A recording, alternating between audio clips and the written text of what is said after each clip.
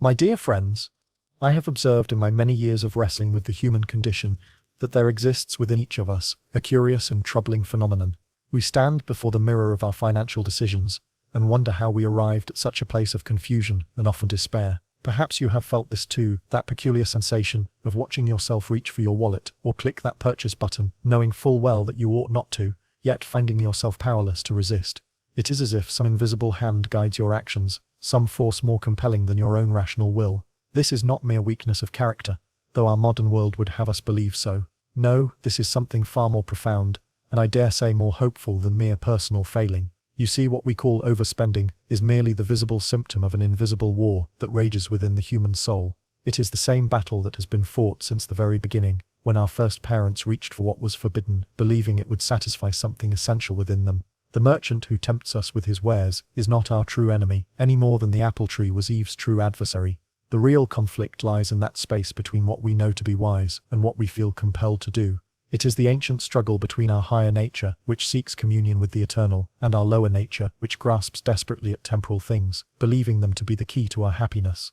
I have watched this drama unfold countless times, in my own life and in the lives of those around me. There is the moment of desire, sharp and immediate, followed by the rationalization that sounds so reasonable in our minds. We tell ourselves we deserve this thing, that we have worked hard, that it will make us happy or productive or admired. Then comes the act itself, often accompanied by a peculiar mixture of excitement and unease. Finally, there is the aftermath, when the object sits before us, somehow smaller and less significant than it appeared in our imagination, while our bank account bears the mark of our impulsive decision. What strikes me most profoundly about this pattern is not its universality, though that is remarkable enough, but rather its spiritual dimension. For you see, every act of overspending is, at its core, an act of misplaced worship. We are creatures made for adoration, designed to find our deepest satisfaction in the contemplation of perfect beauty and goodness. When we are cut off from this source, or when we forget our true nature, we begin to seek that transcendent satisfaction in created things. The new gadget becomes our savior, the designer clothing our armor against insignificance, the expensive meal our communion with something greater than ourselves. But here is where hope enters the story, and where the truth I wish to share with you begins to shine its gentle light into these dark corners of human experience. The very fact that created things cannot satisfy us is not a curse but a blessing. It is evidence of our immortal nature, proof that we are made for something infinitely greater than what this world can offer. Your dissatisfaction with material purchases is not a sign of ingratitude, but rather a signpost pointing toward your true home. I wonder if you recognize yourself in this description. Have you ever noticed that the things you thought would bring lasting joy seem to lose their luster almost as soon as they become yours? Have you found yourself in a cycle of purchasing, hoping and disappointment that seems to repeat endlessly? If so, you are not alone, and more importantly, you are not without hope. The very recognition of this pattern is the beginning of wisdom. Let me pause here for a moment and ask you something directly. Have you ever felt truly heard when sharing your struggles with money and the desires that seem to drive your spending? I find that so many of us carry shame about our financial decisions, as if we alone struggle with these temptations. But the truth is, this battle is as old as humanity itself, and recognizing it is the first step toward freedom. If you have experienced this internal conflict between knowing better and doing otherwise, would you take a moment to share in the comments below? Perhaps simply write, "I know this battle, because I believe there is power in naming our struggles, and even more power in discovering we are not alone in them." Your willingness to acknowledge this struggle not only helps you begin the journey toward healing, but also encourages others who may feel isolated in their own financial difficulties. Think of it as lighting a small candle in what may feel like overwhelming darkness.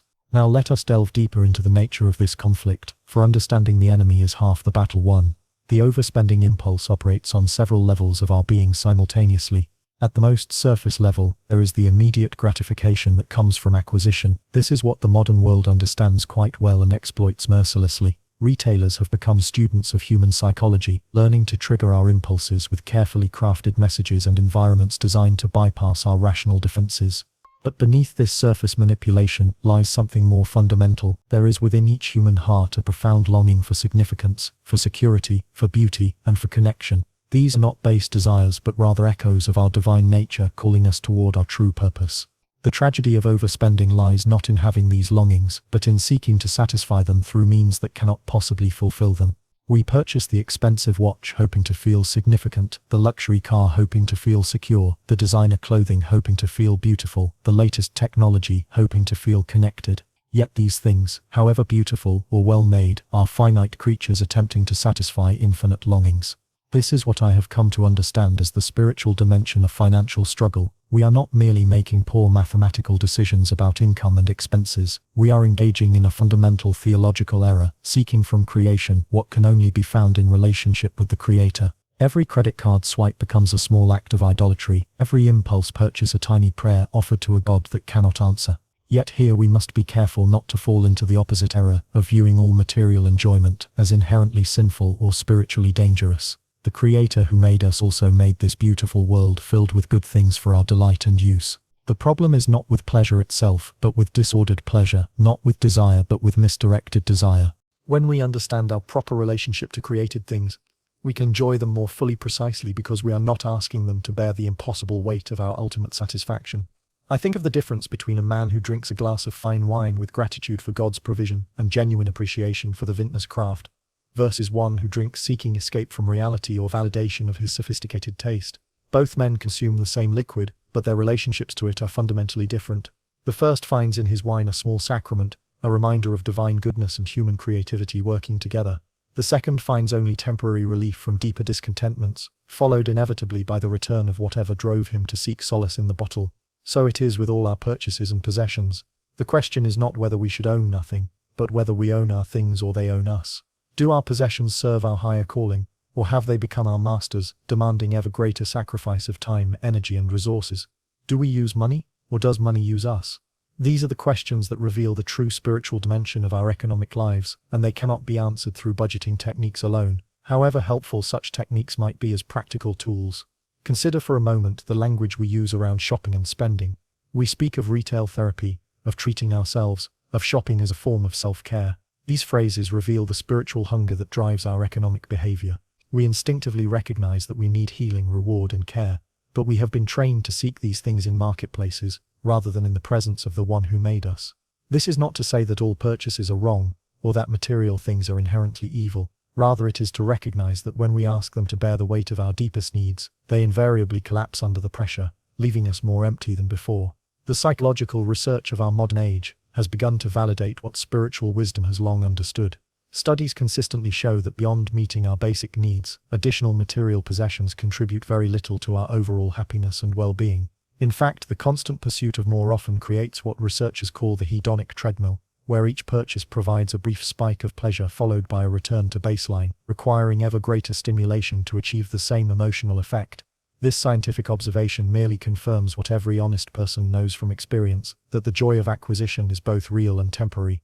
But there is another element to this struggle that I believe we must address honestly if we are to find our way toward freedom. The overspending impulse often carries within it a deeper spiritual malady that we might call the wound of unworthiness. So many of us have received messages, whether from family, society, or our own inner critic, that we are not enough as we are. We are not smart enough, attractive enough, successful enough, or worthy enough to be loved and accepted. These messages create within us a desperate hunger to prove our worth through our possessions, to purchase our way into significance. This wound manifests differently in different people. Some overspend on clothing and appearance, hoping to create an external image that will earn them the love and respect they crave. Others focus on gadgets and technology, seeking to demonstrate their sophistication and success. Still others pour money into experiences, believing that if they can just accumulate enough adventures and stories, they will finally feel interesting and valuable. The specific expression varies, but the underlying hunger remains the same, the desperate attempt to purchase worthiness in a marketplace that deals only in temporary satisfactions. What makes this particularly tragic is that our worthiness was established long before we ever earned our first dollar or made our first purchase. We are valuable, not because of what we own, but because of whose we are. We are children of the Most High, created in His image, loved beyond measure, not for our performance but for our being. This is the truth that can set us free from the tyranny of retail therapy and the exhausting pursuit of significance through spending. I have discovered in my own journey that the path toward financial freedom must begin with spiritual healing. We cannot simply apply willpower to a problem that has its roots in the deepest chambers of the human heart. We must address the underlying longings that drive our spending, not by suppressing them, but by directing them toward their proper object. The hunger for significance must be satisfied through understanding our true identity as beloved children of God. The desire for security must find its rest in the unchanging promises of the one who holds our future. The longing for beauty must be fulfilled in contemplation of Him who is beauty itself. This is not merely spiritual bypassing, where we attempt to pray away practical problems without addressing their real-world dimensions. Rather, it is the recognition that lasting change in our financial behavior requires transformation at the level of our deepest beliefs and desires. When we truly understand that we are already complete in Christ, the compulsive need to complete ourselves through purchases begins to lose its power. When we rest in the security of His love, the anxiety that drives so much emotional spending begins to subside. The process of this transformation is what I have come to think of as the spiritualization of our relationship with money and possessions. It involves learning to see every financial decision as an opportunity to practice faith, gratitude, and stewardship. Instead of asking, "What will this purchase do for me?" we begin to ask, "How does this align with my calling as a faithful steward of God's resources?" Instead of seeking to fill internal voids through external acquisitions, we learn to bring those voids to the one who can truly satisfy the hungry soul. This shift in perspective changes everything about how we approach spending decisions. The question is no longer whether we can afford something in a purely financial sense, but whether it serves our higher calling and reflects our true values. We begin to understand that every dollar we spend is a vote for the kind of world we want to create and the kind of person we want to become.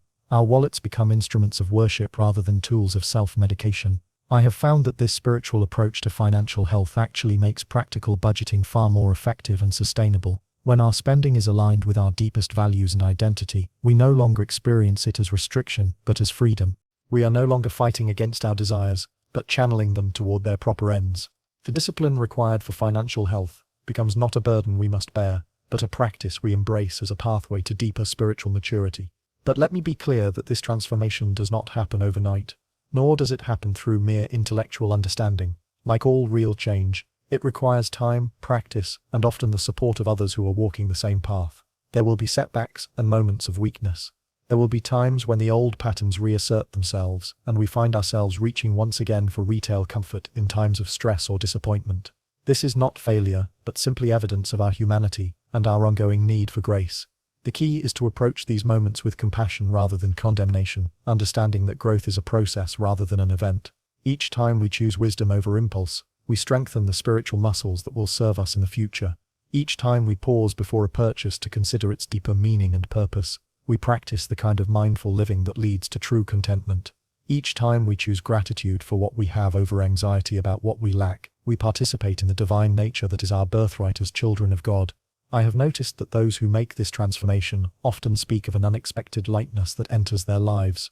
The constant background anxiety about money begins to fade, not because their circumstances have dramatically improved, though they often do, but because they have found their security in something more reliable than their bank balance. They speak of feeling more generous, not just with money, but with time and attention and love. They describe a growing appreciation for simple pleasures that they had previously overlooked in their pursuit of more exotic satisfactions.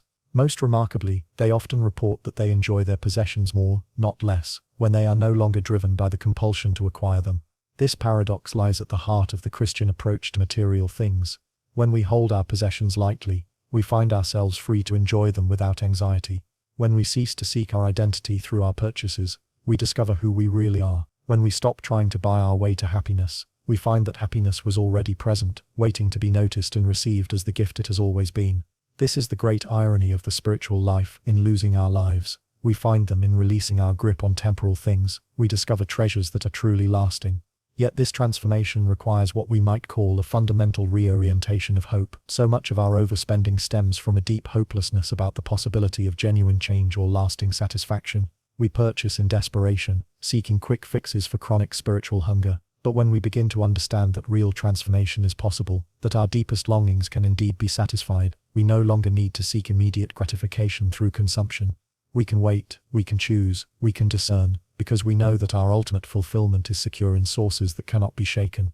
As I draw these thoughts toward a close, I want to acknowledge the difficulty of the journey I am describing. We live in a culture that profits from our discontent, that has turned consumption into a form of identity and shopping into a recreational activity. The voices calling us towards simplicity and contentment are often drowned out by the constant noise of advertising and social comparison. It takes real courage to swim against this current and to find our security and significance in spiritual rather than material realities. Yet I believe with all my heart that this is not only possible but necessary if we are to experience the abundant life that has been promised to us.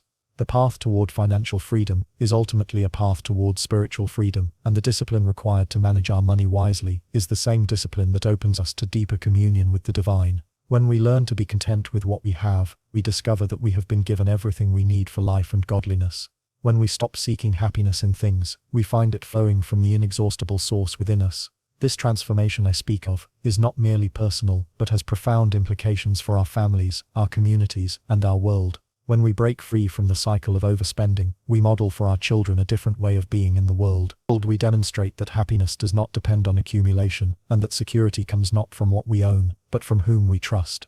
We become part of a quiet revolution of people who have discovered that enough is truly enough, and that contentment is the greatest treasure of all. So my dear friends, I invite you to consider whether the struggles you have experienced with money might be calling you towards something greater than mere financial management. Perhaps your overspending has been a teacher, showing you the inadequacy of material solutions to spiritual problems. Perhaps your financial stress has been a messenger, urging you to seek your security in more solid ground. Perhaps your dissatisfaction with purchases has been a guide, pointing you toward treasures that neither moth nor rust can corrupt. The journey I am describing will not always be easy, but it is always worthwhile. It requires honesty about our deepest needs and courage to seek their satisfaction in unfamiliar places. It demands that we question the assumptions our culture has taught us about success and happiness. But most of all, it requires faith, the willingness to believe that we are loved and valued apart from what we own or achieve. I have observed that there are certain moments in this transformation that serve as turning points, what we might call sacred interruptions in the cycle of mindless consumption. These are the moments when we pause before making a purchase and ask ourselves not merely can I afford this, but rather what am I truly seeking through this acquisition. These pauses, brief as they may be, create space for the Holy Spirit to work within us, revealing the deeper motivations that drive our economic behavior. In these moments of conscious awareness, we begin to distinguish between genuine need and manufactured desire, between wise stewardship and emotional spending. One such moment occurred in my own life, when I found myself standing in a bookshop, holding what must have been the 20th volume on a subject I was already well versed in. The book was beautifully bound, the ideas within no doubt worthwhile. Yet as I held it I began to sense that familiar stirring of acquisition that had little to do with actual need. I realized I was not purchasing knowledge but rather the image of myself as a learned man, not seeking wisdom but collecting intellectual trophies. This recognition did not make me put the book down immediately, but it changed the nature of the transaction. I was no longer unconsciously feeding a compulsion, but consciously choosing whether to make this particular investment in my growth and understanding. This is what I mean by the spiritualization of our financial decisions. Every purchase becomes an opportunity for self-examination, every moment of desire a chance to practice discernment. We begin to see our spending patterns as a map of our inner landscape, revealing where we carry wounds that need healing and where we harbor beliefs that need examining. The person who constantly buys clothing may be struggling with issues of self-image and acceptance. The one who accumulates gadgets and tools may be seeking to feel capable and prepared for an uncertain future. The individual who spends excessively on experiences may be trying to create a sense of aliveness and meaning that feels absent from their daily routine. Understanding these patterns without judgment is crucial to transformation. We are not seeking to eliminate all desire or to live in some sterile state of non-wanting. Rather, we are learning to recognize when our desires are flowing from our true nature and when they are arising from wounded or distorted places within us. The desire for beauty is holy, but seeking beauty exclusively through expensive objects while remaining blind to the beauty already surrounding us suggests a spiritual blindness that no amount of purchasing can cure. The longing for security is natural, but attempting to create security through accumulation while ignoring the fundamental insecurity of all earthly things leads only to anxiety and disappointment. If what I have shared resonates with your experience, if you recognize in these words something of your own story, then I encourage you to take the next step on this journey of transformation. Begin today to see your financial decisions as spiritual opportunities. Start to examine the deep longings that drive your spending. Most importantly, open your heart to the possibility that you are already everything you have been trying to purchase, that you already possess everything you have been trying to acquire. There is something particularly liberating about recognizing that our overspending often stems from a fundamental misunderstanding about the nature of satisfaction itself. We live as if happiness were a commodity that could be purchased in installments, as if contentment was something we could add to our shopping carts alongside the other items we believe we need. But satisfaction, true satisfaction, is not something we can acquire from outside ourselves. It is something that emerges from within when we align ourselves with truth, when we recognize our proper place in the grand design of existence. This recognition transforms not only how we spend money but how we relate to money itself. Instead of seeing it as a means to happiness, we begin to understand it as a tool for service, a resource entrusted to us for the flourishing of ourselves and others. Our bank accounts become not scorecards measuring our worth, but instruments through which we can participate in the ongoing work of creation, supporting what is good and beautiful and true in this world. This shift in perspective makes every financial decision an act of worship, every expenditure an opportunity to vote with our resources for the kind of world we believe God is calling into existence. The practical implications of this spiritual transformation are profound and far-reaching. When we are no longer driven by the compulsive need to acquire, we find ourselves naturally drawn towards simplicity and sustainability. We begin to value quality over quantity, meaning over novelty, relationship over acquisition. Our homes become sanctuaries rather than storage facilities. Our calendars become more spacious as we need less time to earn money for unnecessary purchases, and our hearts become more peaceful as we release the anxiety that comes from constantly wanting what we do not have. I have witnessed this transformation in countless lives, including my own, and I can testify to its reality and its power. It does not happen through willpower alone, though discipline certainly plays a role. It happens through grace, through the patient work of the Holy Spirit revealing truth to hearts that have been prepared to receive it. It happens through community, as we encourage one another toward lives of greater authenticity and freedom. And it happens through practice, as we gradually learn to find our satisfaction in sources that truly satisfy rather than those that merely stimulate our appetites for more. This community we are building together is dedicated to supporting one another in this profound work of aligning our financial lives with our spiritual calling. If you subscribe to this channel, you will find ongoing encouragement and practical wisdom for the journey ahead. You will discover that you are not alone in this struggle, and that change is not only possible, but inevitable when we approach it with the right understanding and support. Please take a moment to subscribe and to let me know in the comments that you are ready to begin this transformation. Your financial freedom and spiritual growth are worth this investment in yourself and in this community we are creating together. The path ahead is challenging, but filled with hope, and I would be honored to walk it with you.